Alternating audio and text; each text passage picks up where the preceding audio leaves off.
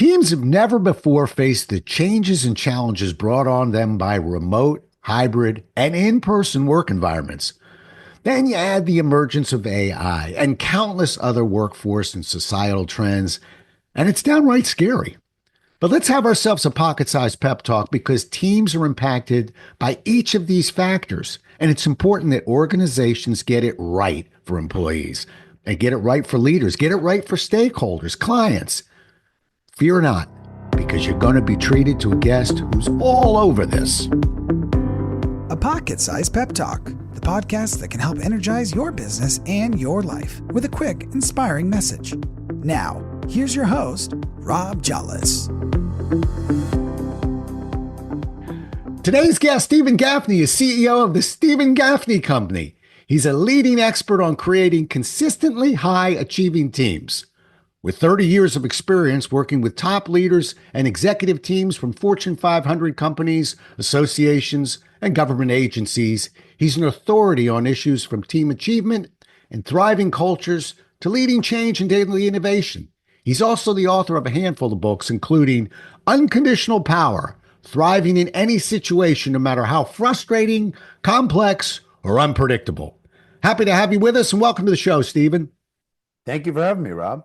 It's a pleasure. And Stephen and I were chatting a little beforehand. We happen to be neighbors, and yet we've actually never really met. So this is a good one for us. I don't want to jump right into and start with you with accountability. I know through the years that it's a hot button for you. And I think right now, with all the challenges and hybrid things like that, I'm guessing more than ever, accountability is a key piece here. Let's start there. I think it's a great place. I just recently wrote an article around all-in accountability. And when it comes to teams, I'll give people an interesting way to frame up and think about teams related to accountability. Mediocre teams are accountable to their boss. Great teams are accountable to each other, whether or not the boss is around. It's a defining characteristic that I look for in teams. Are they saying, well, I got to do that, it's up to the boss, or the leader, or are they getting their unsaid said, having honest conversations with each other, whether or not the boss is around? Great teams do that, whether the leader's around or not. Yeah, and I think it's interesting you mentioned accountable to the leader and to each other. I know that as a guy who coached a bunch of teams, the best teams I ever had were when they were accountable, not just to me, but to each other. I was kind of an intimidating figure. I didn't try and be, but I'm the coach and I'm controlling their playing time. A manager is controlling their future frequently, but the accountability to each other, to me, I think that's when teams start clicking. Is that natural or is there a process to try and encourage that? Well, we have a whole process, 5 characteristics of what I call consistently high achieving teams. And I can talk about why I say high achieving versus high performing. And then there's 12 essential elements. So there's a lot of content to make that happen. But here's the key message right off the bat. If everybody forgets everything out of what we're talking about, this is the most important message. The biggest problem with all teams and all organizations, and really all relationships, is lack of honest communication. But what I mean by honest communication is not about the truth or lies. The biggest problem is what we don't say to each other. It's what we leave out that's always the problem. In fact, Dr. Will Schutz wrote a book years ago, and he found out that 80% of workplace problems, 80%, are due to lack of open, honest communication. So it's really what's not getting said, and here's an easy way to think about it. How often have you thought, I wish they would have told me? In the sales community, I wish my customer would have said this, or I wish my potential customer would have said this. And we lose a job to an inferior competitor, but we say, well, we were much better. But in the buyer's mind, did we do the right job of getting the unsaid said to unearth not just what they want, but ultimately what they need? So it always comes back to getting the unsaid said. Wow, that's a good book title. That you didn't use that one yet, have you? Getting the unsaid said. But there is a book that a draft is coming. I mean, the draft is done, but we've got to get it out the door. So it's one of the books that should be out later this year. Yeah, because I like that title, by the way. It's interesting because I know that the best managers I ever had were the ones that in a sense, I wouldn't say they over communicated, but I always knew where they stood. And the worst managers I ever had, I never knew where I stood. And even if I'm not standing on the best ground here, just knowing where we stand keeps us from being paranoid, keeps us from, really. There's a great quote, worry is the misuse of your imagination. I think sometimes we misuse our imagination when those communication lines aren't open. Absolutely. In fact, it's better to err on over communicating than under communicating. Because to your point, we've all had an experience with somebody who doesn't share a lot. And what we end up doing is we fill in the gap. We use that imagination. And what's really interesting about this is we usually make up a worse version. One of the things I love to do when I'm working with teams is I'll pose a scenario. You write an email that's very important, you hit send, and you don't get any response. What goes through your mind? And people say, oh, the person doesn't care. They're lazy. They're just not on top of their email. They are trying to avoid the conversation. And then I'll say to them, okay, was that a fact or an imagine? Was that, what's the reality? They go, oh, well, we're making it up. It's our imagination. I'll say, well, who made it up? And they'll say, we did. And I said, was it a negative version or positive? And they'll go, it's a negative version. So therefore, here's another key headline. Never let your silence do the talking. Never. When we let our silence do the talking, people will fill in the gap. And then here's the worst part about this, Rob, is they forget that they filled it in. And then it lives like, well, that person doesn't care about me. They're inconsiderate. And all that didn't happen is they just didn't respond to the email. My point in bringing this up is it's much better as leaders and working with people, even in sales and working with various customers to get that unsaid said. Because when we pull back, they fill in the gap more. And so often I've experienced by working with salespeople, they have a question to ask and they're afraid to ask it. Like, Yeah. what's the worst that could happen? For example, on a scale from 1 to 10, 10 is we're doing a great job for you. 1 is we're doing a horrible job. Where would you place it? Oh, you all are at 8 or 9. Okay, what would it take to make it a 15? How do we excel? What do we do? We're afraid to ask these questions because often we're afraid of the answer, but it's always better when it comes to bad news or difficult news to know as soon as possible. Yeah, and I love that. Actually, a part of I'm not sure if I actually formalized it in my process, even when I'm teaching, but I really like when we don't talk about it enough. When we don't get the business, they went with somebody else. I get it. You know, we need to follow up with that client. Well, right off the bat, that's uncomfortable, but that's what we need to do. But we need to remember that it's not an opportunity to continue to sell. It's an opportunity to continue to learn. And if you can make that distinction, and you got to do it fast. I understand you went with Steven's company. They're a terrific company. I think you're going to be fine there. I appreciate the opportunity that we had to meet with you. I'm trying to get better at what I do. What could I have done differently? To have but to keep stressing, this is not a time to reopen the sales process. It's a time to learn, and but we're afraid of those questions. Yeah, and then it's about deeply listening. In fact, could talk about specific strategies about how to get the unsaid said. But perhaps one of the most important strategies is to create that emotional safety. And on purpose, I'm saying emotional safety versus psychological safety. Most of the stuff out there is psychological safety. And Rob, I just disagree with it. I've been in the trenches for almost 30 years, and I can tell you the reason why people don't speak the truth is they can cognitively, psychologically get it's okay to speak up. No disaster necessarily is going to happen in my career or the situation, but they have to feel safe to bring it up. They have to feel safe because people make decisions on emotions and they justify with logic. So emotions are very important for people to create that safety around that. And people might say, well, what are you talking about? Well, if you ever had somebody say, Rob, you can tell me anything. I love feedback, really anything. And then you give that person constructive criticism and then they flip out. And then you're like, I'm not going there. I always say to people, aren't there people who have trained and conditioned you to lie to them? Because the way they react, you're like, I'm not going there. So when we're talking to people, it's so important to create that emotional safety. And usually what somebody's initial feedback is never the real feedback. And that's the key to this. So if they say something that's factually incorrect or comes out strong, the best thing to do is probe more and probe more and probe more. But unfortunately, people get upset and then they react. and then they create an opportunity to try to overcome that objection when they should really just be listening and probing. Yeah. And you just hit on the most important tactic when we're objection handling, which most people don't use. They're trying to get their answer right, is to clarify an objection.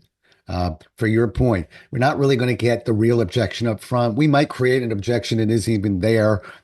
I could give you a dozen reasons why I'm backing exactly what you said. Got to clarify. How about not coming off defensive? Yeah. You give me an objection. Well, here's the answer to that one, Stephen. No, that's an interesting point, and I make sure I understand that. Tell me more about bang.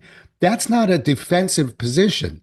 That's a welcoming position. So really love that piece. But let me back us up to one piece that you're talking about. We are sort of circling this word trust, and I can tell you as a former Xerox guy, we built a process for everything. I mean, you name it, we had a process for it. And the one area that we always struggled with was a repeatable, predictable process for trust. So there's some behaviors we can display, but I'm all ears. Do you have any thoughts if I said, well, boil it down? I got an appointment in 20 minutes. I want the client to trust me. What could I do on a process behavior that would help? And I can stylize it, but that would help me get this client to trust me more. It all comes back to honest communication. In fact, we can't have trust. We can't execute well. We can't do virtually anything unless we have honest communication. But again, what I'm coming back to is really getting that unsaid said. So it's really, we trust people that we can speak the truth to. That's really it. And so are we speaking our truth, which might be a question? It might be something we just got to get out there. Like, hey, I just got to be upfront. We are more expensive than the competitor. So if you haven't found out, let me just be upfront with this and explain why that is the case. Again, I'm not really into manipulative strategies because if you trick somebody, yeah, you could make them potentially do something, but when they realize what we did, we lost trust. So it really just is having that candid conversation, asking that question, and then really getting the feedback. And so do we create that confidentiality? For example, with my clients, I'll say to them, listen, whether or not we work, or even before we work with them, I'll say, as I'm talking to them, I say, whether or not we work together, I promise to keep this confidential. And I do. I'm meticulous about that. I do not share with other people unless explicitly it's okay to share. So I say this because there's a lot around trust, but one of the things I think that's not talked about enough is how to create that honest communication, because trust happens when we can speak the truth. Yeah, agreed. Hey, can I circle a word that you've used a couple times and in a really nice way, by the way? Obviously, it's important to you. It's important to me too. You said, I don't want to come off manipulative. I don't want to manipulate a human being. Neither do I. And when you're in the sales industry, we're guilty until proven innocent. In other words, it's the elephant in the room. Is this going to get manipulative? Particularly if I'm actually trying to create some urgency and trying to move you to past your fear of change. So my question is this: what's in your mind the difference between manipulating a human being and influencing that human being? In other words, I know this is a difficult decision. I could show you the answer, but that's not really working here. I'm like a therapist. How do you navigate, thread that needle between I'm going to give you a push, but I'm not going to manipulate you? So maybe what's the difference between that manipulate and influence? I can give you an easy way that I've used in sessions and coaching for almost 30 years. If the other person knew what we were doing, would the strategy still work? If they knew what we were doing and the strategy would still work, we're good to go. If it is something where, oh my gosh, I'm doing the strategy and trying to negotiate, I hope they don't really realize what I'm doing, then that falls in the manipulative category. An example would be, this is an age-old strategy, mirroring. Right? We mirror people. If they talk fast, we talk fast. If they talk slow, we talk slow. If they sit in a certain way, we would sit in a certain way. We mirror them. And the theory is sound that people like people who are like themselves, right? Which absolutely will work. But if the person finds out that we're really not being ourselves, we're really mirroring them, and it's not, we're just trying to emulate how they are, then the strategy unravels. And worse than it unraveling, back to the trust issue, it breaks trust. So my experience is by working with a lot of executives and CEOs and C-level folks too, and that's who we sell to, right? That's our main target. Is they've been around the block. They know these strategies. So I'm very careful not to use any manipulative strategy, because if I were to do that, first they would know it, but second, even if they didn't, eventually they're going to catch on to it. And have you ever talked to somebody and you can just tell they're trying to do something? It's like, just be upfront. And so if the other person knew what we were doing and it would unravel, then that's a manipulative strategy. See, and I pride ourselves that all our strategies are very upfront. And how I can prove it to people is the work we do is the typical reaction is, oh my gosh, I want other people in my organization to know this. I want our customer. I've even done sessions, many sessions, where I've had the company and the customer in the room together. So if the strategies were manipulative, it wouldn't work. In fact, people say, hey, I'm doing a Gaffney strategy. And they'll go, yeah, that's right. What are you doing? Well, being upfront, getting the unsaid said, creating that emotional safety. I mean, all that stuff is just good strategies to do with other human beings. Yeah. And I will tell you, just clipping that last part, I do the same thing if I can. Not to give too much behind the scenes here, but when I work with companies, we do what's called flat rating a workshop, which means this is what that 1-day workshop costs. Whether you put 4 people in there or 20 people in here, this is what the workshop costs. The reason why I'm saying that to you is because frequently clients will have, well, we got 18 people. Good. By the way, you got 1 or 2 key clients that you want to add some value in the relationship, and the first reaction is, do we want them in the sales class? I was like, absolutely, because we're going to take pride in the way that we're selling. We want them to see what we're doing. We also want them to see how we move people past that fear of change. That's called selling. Okay. But we're going to do it in a non-manipulative way. But yeah, they almost seem shocked, like they're allowed in. Yeah. And to me, it's our litmus test, isn't it? Like, we'll prove to you that you have nothing to be embarrassed about. Quite frankly, if the question were flipped to me, Stephen, on that manipulative piece and influence, I've always said intent. What's the intent? In other words, you may be doing some things that aren't really productive in your business, and you brought me in as a consultant, as a speaker. Eventually, I'm going to have to ask you tougher questions. Eventually, this won't be the happiest conversation. I'll be compassionate. I'll earn the right to get there. I mean, we can go through all that, but point is, you're paying me to try and help you fix this before it becomes a big problem. And those aren't always easy conversations. If my intent, almost like you said, if it were my company, this is what I do. My intent is to help you. Great. But Stephen, how many sales contests do we have out there? And I am 1 sale away from a cruise and a $20,000 bonus, and period ends tomorrow, and you're in front of me. Now what's my intent, right? So that gets a little shifty, but I just focus on intent on my side. I love it, because often in life, it's really the intent, to your point, mindset and perspective that really trips people up. Yeah. When we come from a good place, our job, I believe, is to educate our clients and to just add value to them. And so, for example, if somebody says, well, why should I work with you? A great response is, I don't know that you should.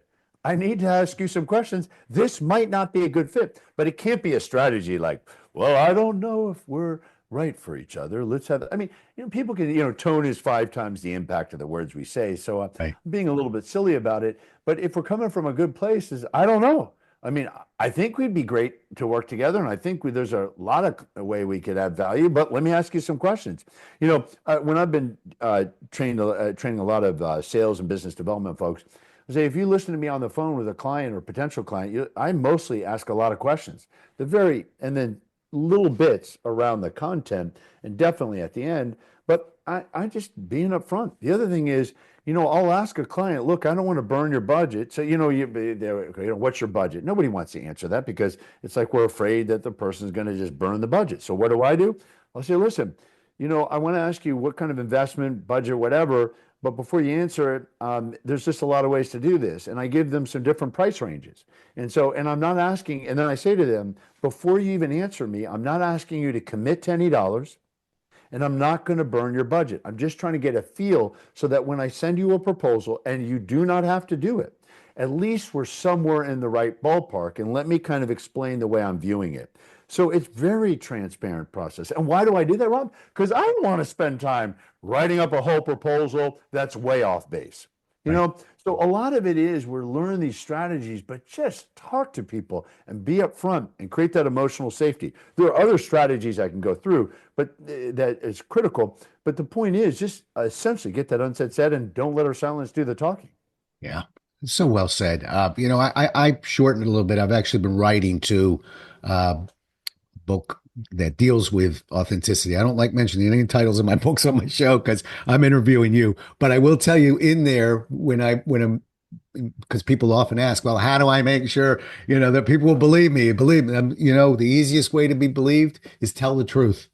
Yes. As Yes. simple as that sounds, Yeah. you don't have to worry about your hands and your facial expressions and all that and tone. Tell the truth, and that's all natural. Leave the truth, and now you're trying to create the tone and the everything else, and it's stiff and not authentic. Yeah, and I don't know if you've had this, but I've had people say, well, what about people that we've seen or worked with or whatever who seem to climb the corporate ladder and they don't do what you're saying. And, they are not the most upfront and they don't treat people well. And my comeback to that is, yes, there are people that do that. But here's what I know from being around people and working with organizations for almost 30 years. There will come a day when they're going to make a critical mistake. And when they make the mistake, nobody will be there to watch their back because what people will actually be thinking, it's about time they got their just due. So there are strategies and people do manipulate and do all kinds of stuff. And I have seen them rise.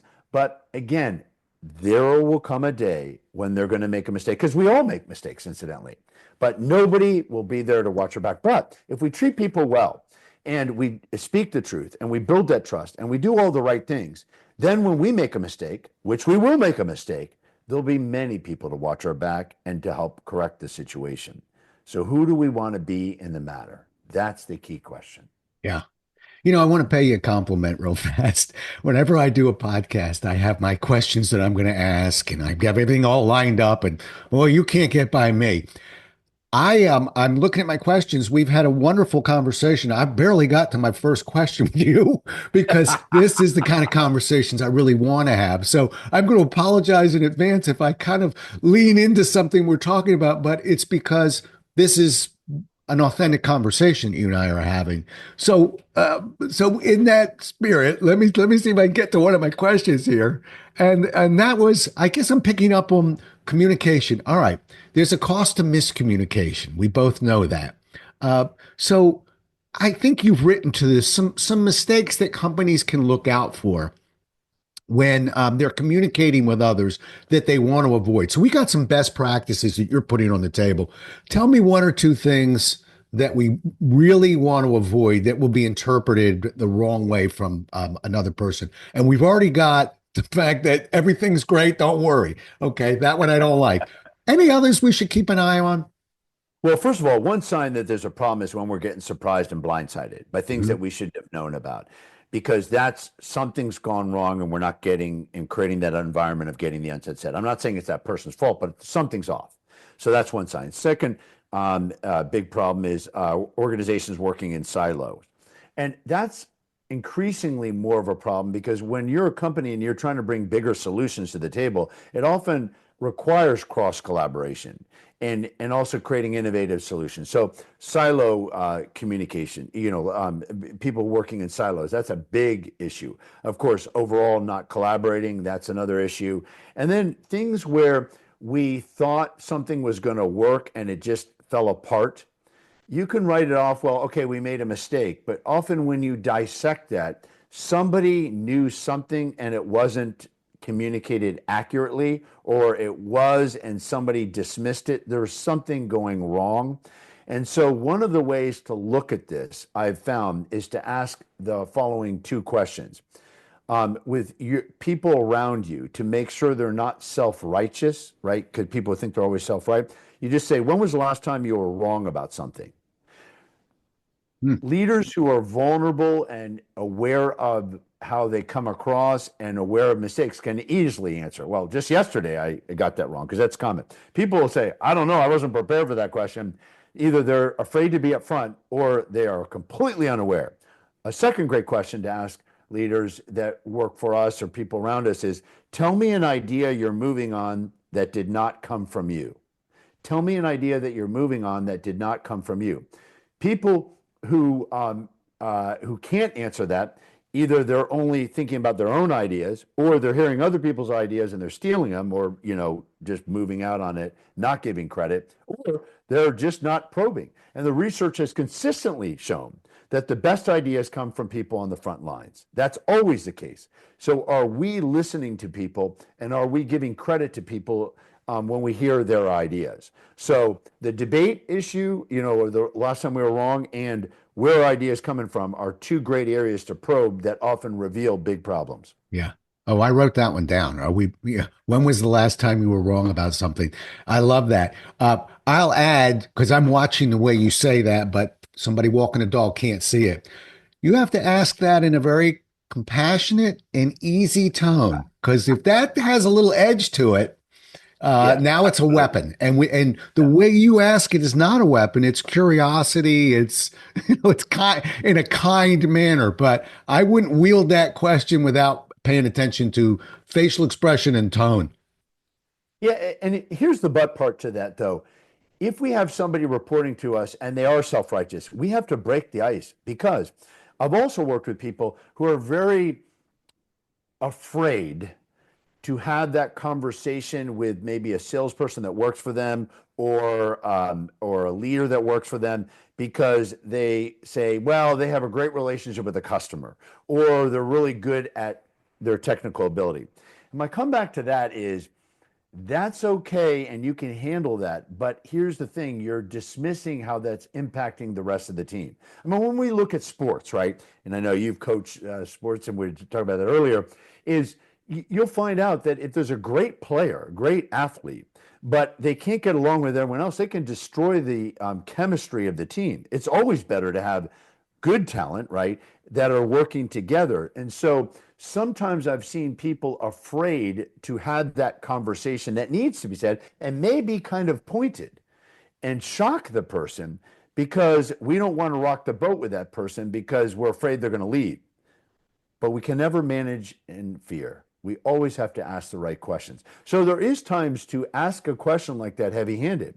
An example might be somebody working for us, and they are self-righteous, and they're always talking about how much they know.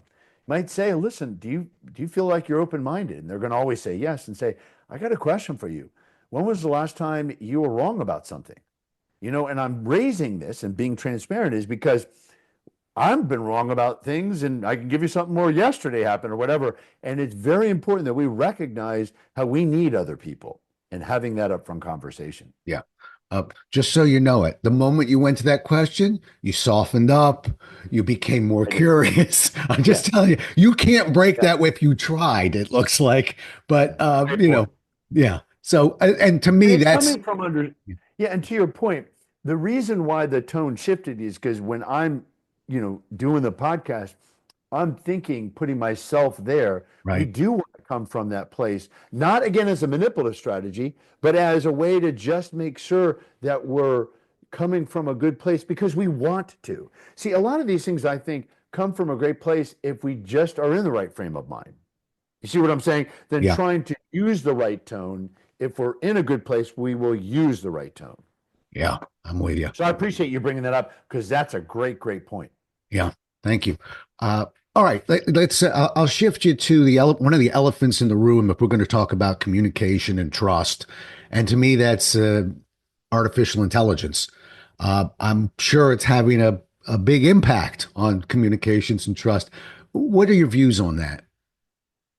So we have to embrace it. And I mean, and if companies aren't doing this, I can tell you what the best companies are doing. They're having, where they're an AI strategic advisor. An example is a client of mine right now that runs a worldwide organization. He has somebody directly reporting to him who's an AI strategist. In other words, and brings in the AI strategist to meet with all the business lines when he's meeting with them, because it has to be something embracing. So anybody who's fighting against it, they're way behind. They're great tools, and we just have to recognize where the limitations are. So, for example, if you're using ChatGPT and it's scanning the internet, well, there's things that are off in the internet. So therefore, it's going to be problematic. But it doesn't mean we don't use it. It means we have to use it as a tool. So to me, we're fully embracing it. In fact, we just launched an online, to my knowledge, I think it's the only team building, team achievement online program out there. We did the research. We haven't found any, and except for our system. And it's a way that any leader can make their team great. But here's the reason why I'm bringing this up. There's an AI overlay that makes this so easy to use. So think about it this way. When people launch a lot of online courses and content, they have to decipher through it and, first go through this, then go through this and that.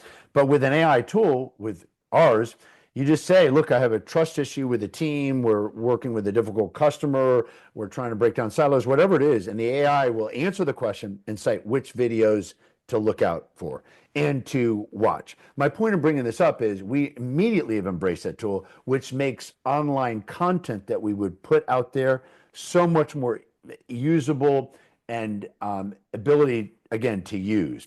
So my answer is we've got to embrace it, and it's changing things and will only get better.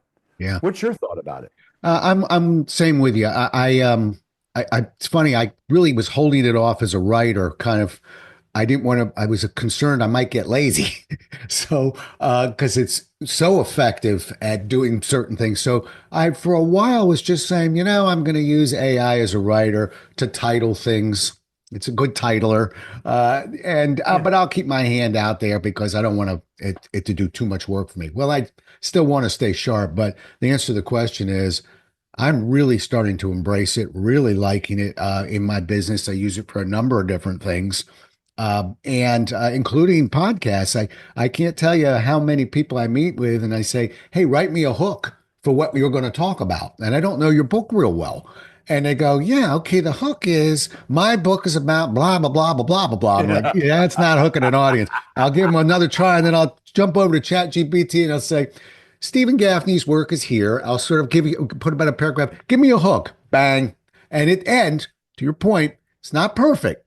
I'm always wordsmithing what I'm seeing, but it's getting me out of a box I'm stuck in right now sometimes. Yeah. So, and that's just one element. I don't fear it. As a matter of fact, I can remember I'm 21 years old, coming out of University of Maryland. I'm going to be an insurance agent for the New York Life Insurance Company. And within about 6 months, they struck a deal with IBM to bring in these PC computers. It's 1980. Okay. We had a part of the workforce was like, I'm not using those flibbity computers. Okay. But then, it's not if, but when is exactly your retirement date here? Because this is going to enhance the way we remember, not just us. I could show clients policy options. I can project different numbers for them. That used to take me a week to go to New York and back through a long system. Point being, I'm helping my client by understanding how to use this technology. Convince me why I shouldn't do this. So just to finish it off, the day I say that technology is just flippity flappy. I'm retiring. I'll see you. We'll have lunch together, but I'm going to go play golf. But if you're in business, you can't just look at technology and go, I've decided no. Okay, it's just how you're going to plug it in. That's my view.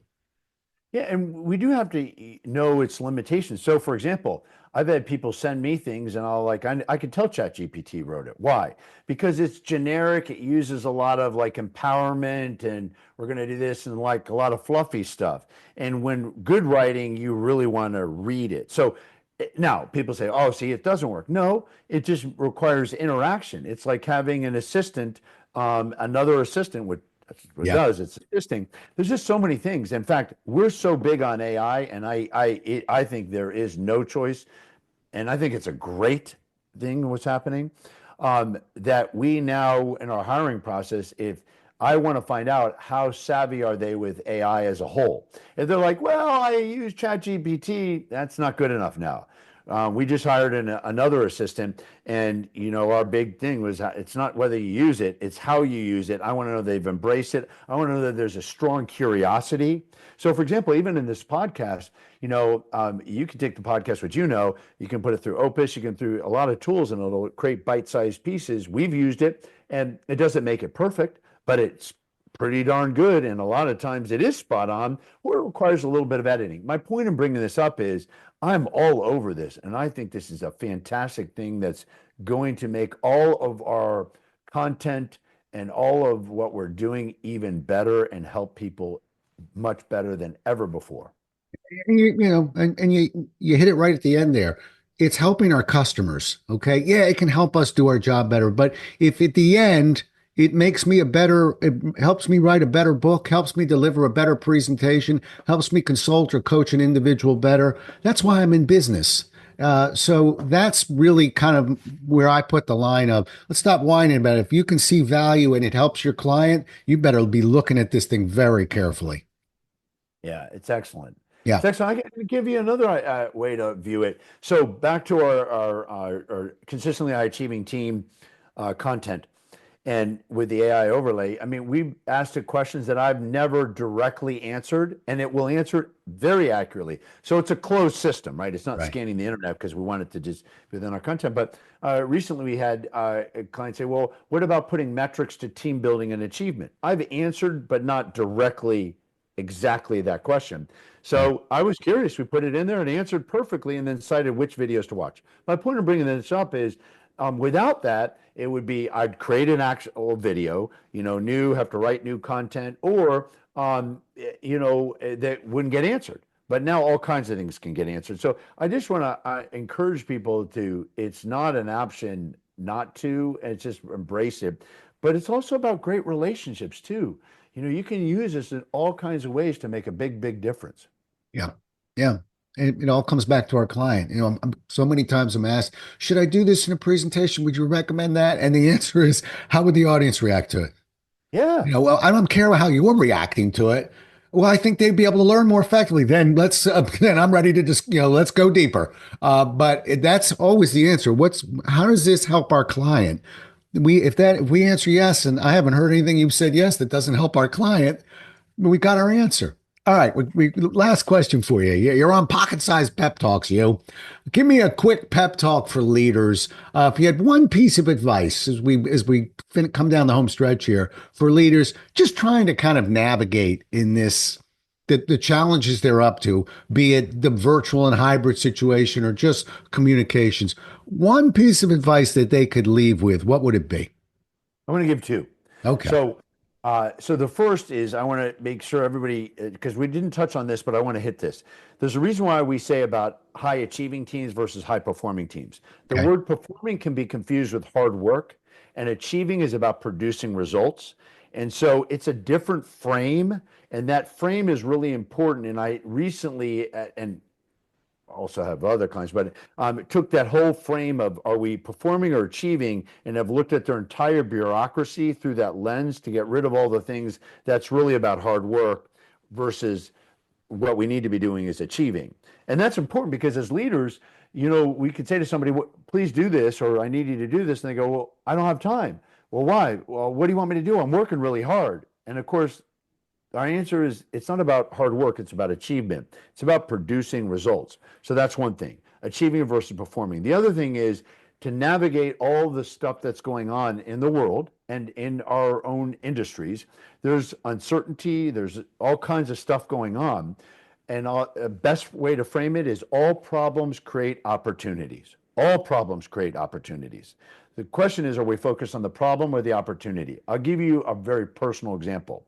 In 2009, I got diagnosed with cancer. I'm completely fine now. But at that time, it was also during the time of the Great Recession. And so I couldn't do anything about that I had cancer, but I could do with how I responded to cancer. I couldn't do anything about the recession, but I could do with how I responded to the recession. And from that year on, we've had our best years in business. It's not that I'm necessarily that smart. It's that I recognize all problems create an opportunity. It's not all problems are a good thing. It's just there's always opportunities. So cancer provided me an opportunity to hit reboot in my life. and to look at things a lot differently. I respect health issues a lot more than I ever used to. And I work and think more of the present than always in the future. So a lot of things on that. And then the recession had me retool the business in our messaging and content and things like that. And so again, best years ever since. So my point in bringing this up is now there's a lot of uncertainty, and there will always be uncertainty. Are we focused on the uncertainty, or are we focused on the opportunity? So as leaders in sales or whatever you're doing, in whatever industry, refocusing people not on the problem, but what's the opportunity? There's always opportunities in every problem. What do we focus on? Problem or opportunity? My challenge is focus 100% of your energy on the opportunities. I'll leave that right where it lays. Outstanding. Listen, really great finally having this conversation. The book is one of many. You have an author's page on Amazon, correct? Yes. Good. So we can go and look at all those books. I'm highlighting Unconditional Power, Thriving in Any Situation, no matter how frustrating, complex, or unpredictable. But he's got some other books there too, I can promise you. How do people get a hold of you, Stephen? So, and actually I want to give them something too. If they mention your show, I'll send them the electronic version of the very first book I wrote called Just Be Honest. And actually, if they go to Just Be Honest, and we have many ways to get to our website, but they go to justbehonest.com, that's justbehonest.com, and they say they listen to your show, we'll send them the electronic version of the very first copy of the very first book I wrote called Just Be Honest. And that book has the most important distinction in having an honest conversation with anyone.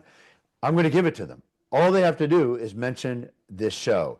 That's how important I feel like what we've talked about and what needs to happen moving forward is for people. I want people to listen and do something with it. So they mention the show, go to justbehonest.com, and we'll send them the book, Just Be Honest, the electronic version for them for free. All we ask is that they say they listen to your show. Good. Please do that, everybody. And oh, by the way, when you get it, throw a review up there too while you're at it. Listen, he's a very generous man. Really terrific getting to this conversation. We were talking beforehand. Stephen and I almost had a conversation about a decade ago. We didn't quite pull it off, but we got it done today. Really great finally sitting down and talking to you. And I'm just grateful to have had you on the show. Thank you. And thank you for having me. You bet. Well, we'll do it again as well as we can next time, everybody. Until then, stay safe. Thanks so much for listening. If you enjoyed today's show, please rate and recommend it on iTunes, Outcast, or wherever you get your podcasts. You can also get more information on this show and Rob at jollis.com.